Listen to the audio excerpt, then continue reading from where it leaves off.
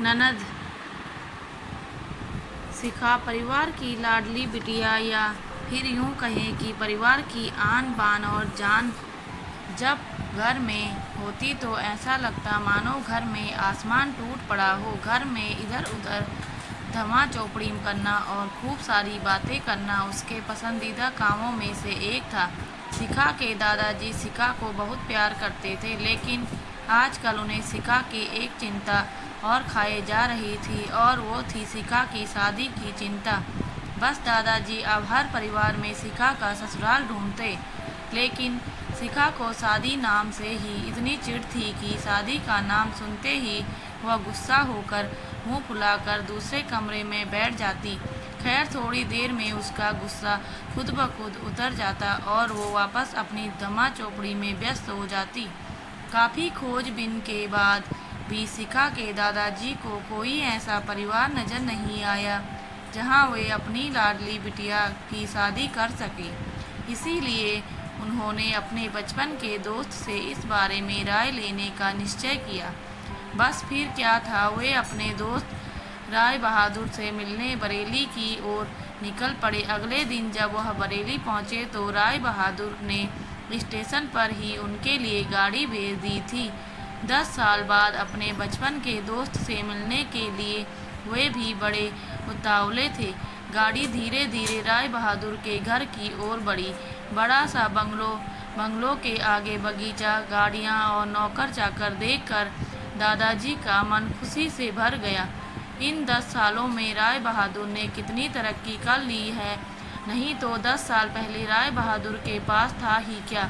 बस यही सब सोचते सोचते शिखा के दादाजी अपने दोस्त के बंगलो पहुंच ही गए। गाड़ी की हॉर्न की आवाज़ के साथ ही राय बहादुर घर के बाहर अपने दोस्त के स्वागत के लिए आ गए थे। अपने दोस्त को गले लगाकर वे दादाजी को अंदर ले चले गए। घर अंदर से ही काफ़ी शानदार था। अपने दोस्त की संपन्नता को देख शिखा के दादाजी भी फूले न समाये। चाय नाश्ता के बाद राय बहादुर ने उनके खास दोस्त से आने का कोई खास कारण पूछा।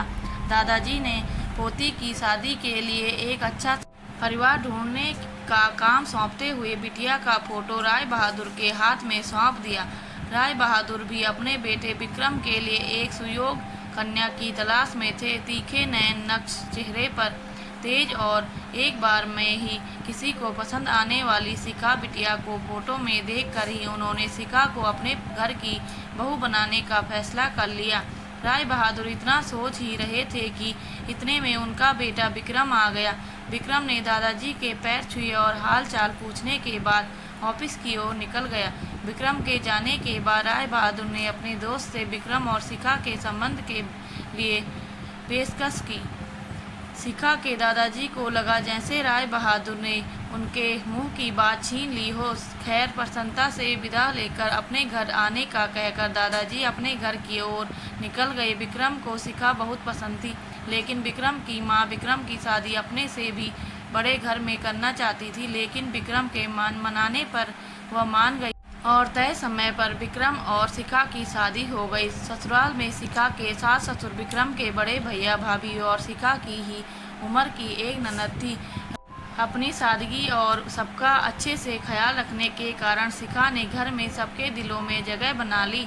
लेकिन अपनी तमन कोशिश के बावजूद अपनी सासू माँ का प्यार पाने में असफल रही। वह शिखा के हर काम में कुछ न कुछ गलती निकाल ही देती थी। अपनी शादी की रात को ही विक्रम ने शिखा से साफ साफ कह दिया था कि घर के किसी भी मामले में बिल्कुल नहीं बोलूँगा, न तो मैं किसी बात पर माँ से बहस करूँगा और न ही तुम्हारा साथ दूँगा। तुम्हें अपनी समझदारी से ही काम लेना होगा।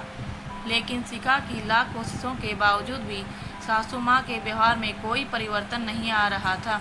शिखा की ननद जरूर उसकी माँ से शिखा भाभी के प्रति इस तरह के व्यवहार पर उलझ जाती, लेकिन इससे भी केवल बात बढ़ने के अलावा कुछ नहीं होता। इसी तरह करीब 1 साल निकल गया। शिखा और विक्रम को जुड़वा बेटियां हुई। यह सब समय शिखा के लिए अग्नि परीक्षा का समय था। शिखा का दर्द शिखा के लिए आंसू बन गया था। ससुराल में शिखा को संभालने वाला कोई नहीं था और विक्रम और उनके पापा ने शिखा को अपने मायके भेजने के लिए पहले ही मना कर दिया था। एक दिन रागिनी कॉलेज से आई तो उसने सभी को कॉलेज के सालाना कार्यक्रम में आने के लिए कहा और यह भी कहा कि कॉलेज में उसकी भी 2 प्रस्तुतियां हैं, इसीलिए आप सभी का चलना बहुत ज़रूरी है। खैर, न चाहते हुए भी शिखा को अपनी दोनों जुड़वा बेटियों के साथ रागिनी के कॉलेज जाना पड़ा। कार्यक्रम की शुरुआत में गीत संगीत की कई प्रस्तुतियां हुई। उसके बाद मॉडलिंग राउंड शुरू हुआ। दर्शकों ने तालियों के साथ सभी का उत्साहवर्धन किया। मॉडलिंग में रागिनी ने भी हिस्सा लिया था। आखिरी राउंड में रागिनी के साथ 4 और लड़कियों को सिलेक्ट किया गया, जहां सभी से जज द्वारा एक एक सवाल पूछकर विजेता घोषित करना था। सवाल जवाब का दौर शुरू हुआ। इसी कड़ी में जज साहिबा ने रागिनी से सवाल पूछा, अगर घर में तुम्हारी माँ और भाभी में से किसी एक का साथ देना हो तो तुम किसका साथ दोगी? पूरे सदन में खामोशी छाई थी। सभी रागिनी के जवाब की प्रतीक्षा कर रहे थे। तभी रागिनी ने थोड़ा आगे बढ़कर कहा, अगर भाभी सही हो तो अपनी भाभी का। जज साहिबा ने आगे पूछा, क्यों? रागिनी ने जवाब दिया, क्योंकि मुझे भी कल किसी की भाभी बनना है। जवाब सुनते ही पूरे सदन में तालियां गूंज उठी। सभी रागिनी की सोच और उसके सटीक जवाब की प्रशंसा कर रहे थे। रागिनी को विजेता घोषित किया गया। पुरस्कार लेने से पहले रागिनी ने सभी से कुछ कहने के लिए माइक थामते हुए कहा, हर बेटी अपनी माँ से बहुत प्यार करती है और माँ भी अपनी बेटी के दिल के सबसे करीब होती है। इसी तरह हमारे घर की बहुएं भी तो किसी की बेटियां हैं। आज हम किसी की बेटियां हैं, कल से किसी की भाभियां और बहुएं बनेंगी। अगर कल से हमें कुछ दुख और हुआ तो हमारी माँ को भी दुख होगा, और इसी तरह हमारे घर की बहुओं को दुख हुआ तो उनकी माँ को भी दुख पहुँचेगा। और इसी दुनिया में किसी भी इंसान को किसी की भी माँ को दुख पहुँचाने का कोई हक नहीं है। इसीलिए सास अपनी बहू को अपनी बेटी समझे तो आगे चलकर उनकी बेटी भी खुश रहेगी। रागिनी के इतना कहते ही पूरा सदन एक बार फिर तालियों की गड़गड़ाहट से गूंज उठा। तालियों की गड़गड़ाहट के बीच ही शिखा की सास ने शिखा को गले से लगा लिया। दोस्तों, यदि आपको हमारी कहानी अच्छी लगी हो तो प्लीज़ लाइक, कमेंट, शेयर और सब्सक्राइब जरूर करें। धन्यवाद।